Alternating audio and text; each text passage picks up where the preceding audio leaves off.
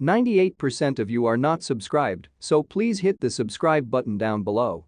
Now let's get into the video.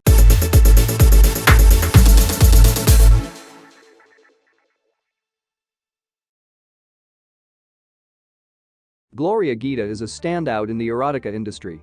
Back in her prime, she used to be one of the most popular sleaze actresses in the world since she had both a charming persona and breathtakingly good looks.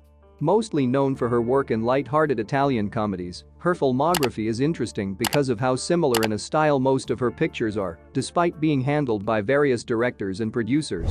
At number 10. La NOVIZIA, 1975. There are a couple of scenes in this film that are so memorable that they have been etched onto my brain.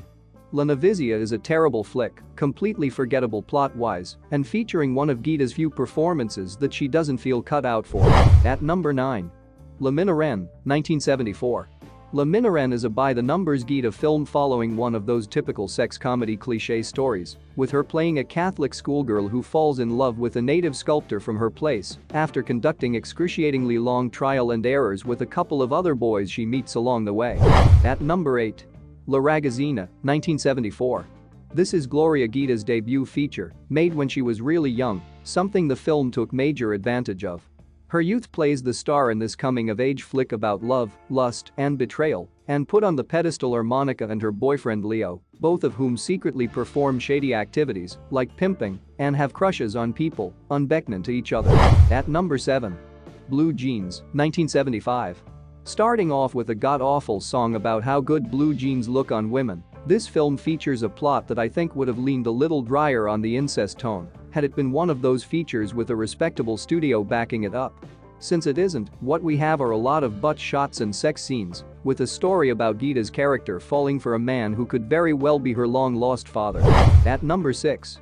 PECCATI di GIOVENTU, 1975.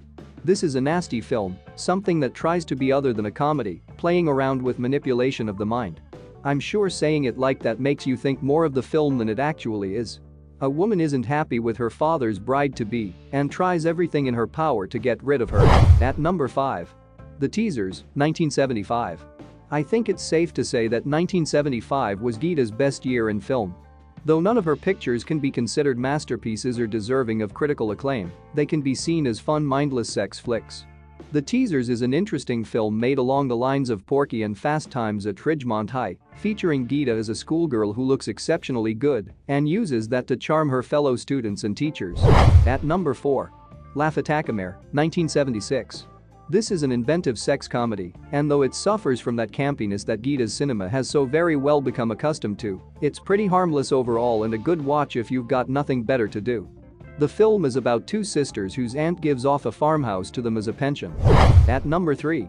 That Malicious Age, 1975. This is definitely one of Guida's craziest movies. While it does tail on borderline nonsense at times, it is actually quite fun and revels in the sexiness of its characters.